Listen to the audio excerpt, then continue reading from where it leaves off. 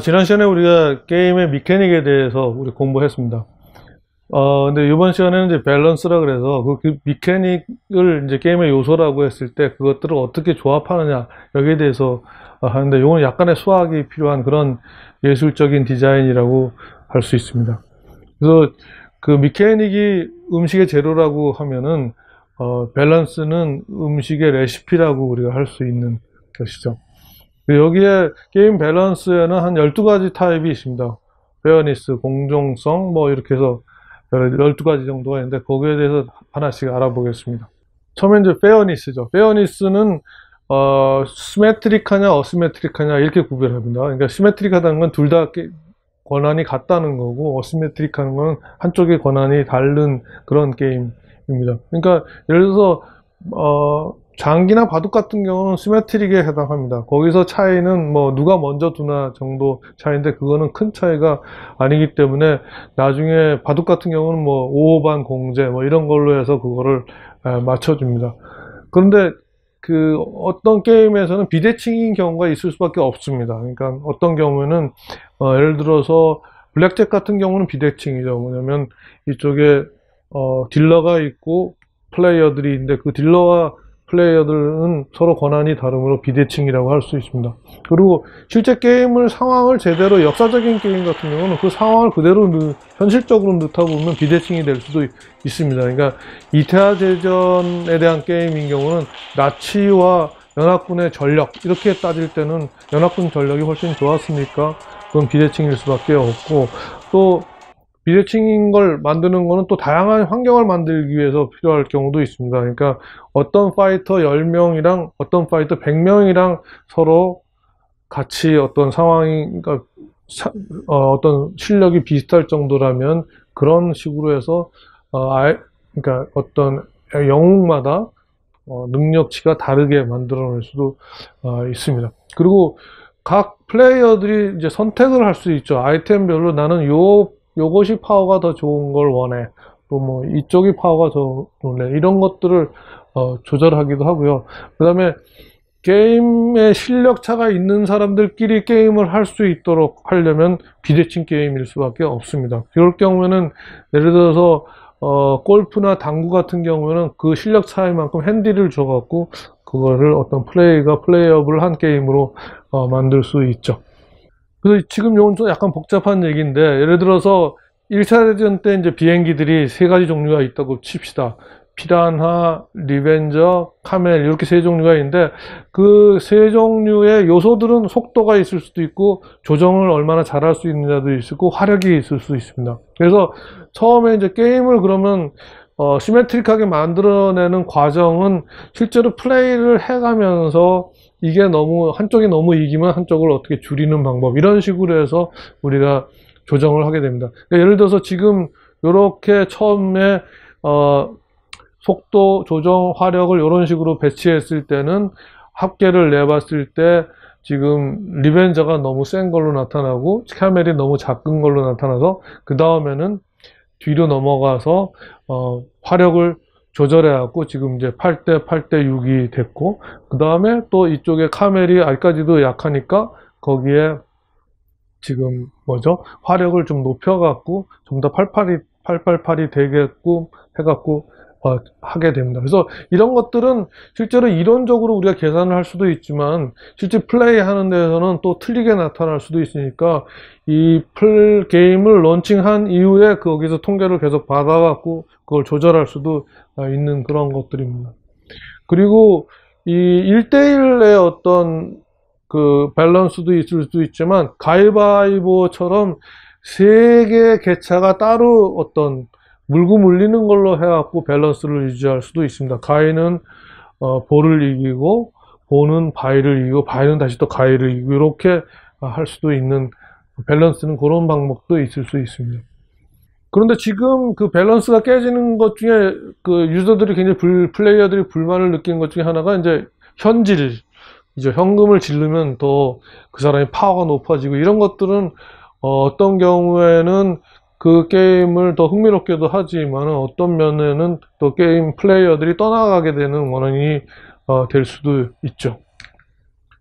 자, 그 다음에는 이제 밸런스 두 번째 단계는 도전과 성공률이 얼마나 어떤 비례를 이루느냐. 그래서 그것은 지난번에 미케닉에서 설명한 그 플로우를 어떻게 유지하느냐의 문제인데, 그 개인의 숙련도하고 거기서 게임에서 닥치는 난이도하고 어느 정도 비례 관계를 유지해야지 계속 몰입할 수 있게 되는 거죠. 그래서 밸런싱을 이루는 방법 중에 하나는 그 플레이어가 성공을 하면 난이도를 높여준다든지, 플레이어가 자기가 난이도를 선택해 갖고 할 수 있게 한다든지, 그 다음에 실패하면은 좀 숨 돌릴 수 있게 플레이어의 레벨을 좀 낮춰준다든지, 이런 것들을 우리가 할 수 있어야지 됩니다.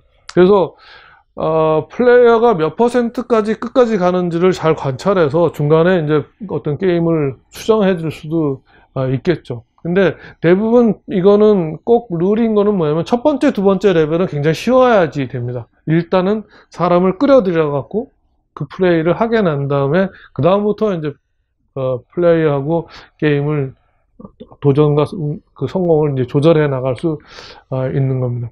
자, 세 번째는 초이스를 많게 하느냐 적게 하느냐의 문제입니다.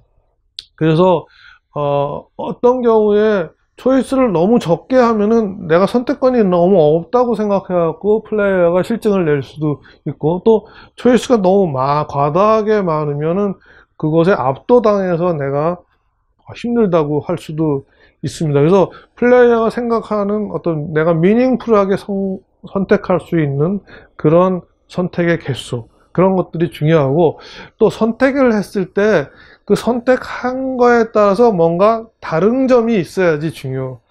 그러니까 예를 들어서 뭐 자동차가 50종류가 있고 총이 10종류가 있는데, 그걸 어떤 걸 선택하든 임팩트는 똑같다. 그러면 사실은 선택이 주는 의미가 없을 수 있겠죠.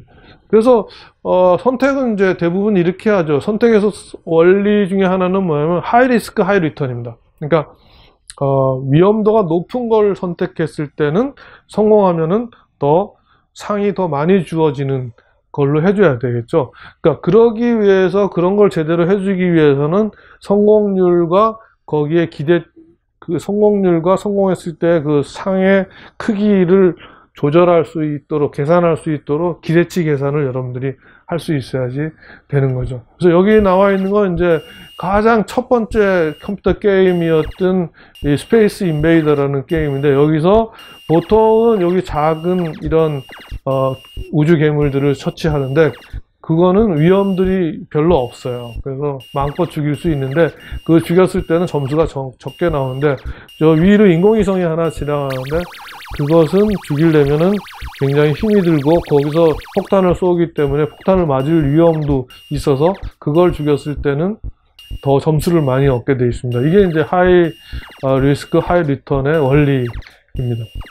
자, 그 다음에 또 게임에서 밸런스를 맞춰줘야 될 게, 스킬을 중요시 할 것이냐 아니면 우연한 걸 중요시 할 거냐, 이런 겁니다. 예를 들어서 체육 경기, 축구 경기, 야구 경기, 이런 것들은 스킬이 더 중요합니다. 그러니까 그 체육을 잘하기 위해서 유현진 같은 경우도 뭐 겨울 캠프에서 꾸준히 스킬을 연마하고 있죠. 그래서 그래갖고 더 공을 던졌을 때 기분이 좋잖아요. 근데 스킬의 그 반대는 우연입니다. 우연에 맡겨갖고 운명에 맡겨갖고 하는 그런 게임도 있을 수 있죠. 그러니까는 이거는 실력이 전혀 필요 없고 운만이 작용하는 그런 게임일 수도 있습니다. 그런 것들은 문화적인 영향을 받습니다. 그래서 독일 사람들은 어느 쪽을 좋아할 것 같아요? 독일 사람은 스킬을 좋아합니다. 자기가 연마해갖고 거기에 대한 어떤 상으로 자기가 게임에서 이길 수 있다면 그걸 더 좋아하는데, 미국 사람들은 럭을 더 중요한데요. 그냥 뭐 내가 대충 노력 안 해도 대충 해갖고 성공하면 아 좋다 뭐 이렇게 한답니다. 그래서 중독성이 있는 게임인 경우에는 이게 럭만 있어서는 안 되는 게임입니다. 중독성이 있으려면 어떻게 되면 스킬을 꼭 연마하는 과정이 있어야 되고, 그 연마된 스킬 가지고 어디에 도전할 수 있도록 해야 되고, 그 도전할 때도 그걸 단순한 도전이 아니라 전략을 통해서 도전하는 그런 게임이 굉장히 중독성 있는 게임이 될 가능성이 높다고 합니다. 그래서 항상 플레이어들이 운명에 맡기지 않고 자기의 스킬을 높이기 위해서 노력하는 그런 게임들이 플레이어들을 잘 붙잡아 놓을 수 있는 게임이 될 수 있는 겁니다. 그거랑 좀 비슷한 얘기로 머리를 쓰는 게임이냐 아니면 손을 쓰는 게임이냐 이런 것들도 중요하죠. 그러니까 육체적인 활동하고 또 생각하는 거하고 어느 정도의 어떤 그 중요성을 배합을 잘 해야지 된다는 거죠. 그래서 초기에 지금 게임 매거진, 그러니까 미국에서 이제 발행했던 게임 매거진에서는 그걸 나눠놨습니다. 요거는 핑거, 즉 손가락 움직이기, 즉 육체 활동으로 하는 중요도가 어느 정도이고, 그 다음에 요거는 뇌를 쓴다, 브레인, 그러니까 뇌를 써서, 그러니까 이거 핑거 게임이냐 브레인 게임이냐 뭐 이런 식으로 얘기를 한다 그래요. 그래서 그런 것들이 적절히 섞이는 것이 굉장히 중요하죠. 그래서 여러분들 생각하기에 야구는 어떤 것 같아요? 야구는 핑거 게임일까요? 아니면 브레인 게임일까요?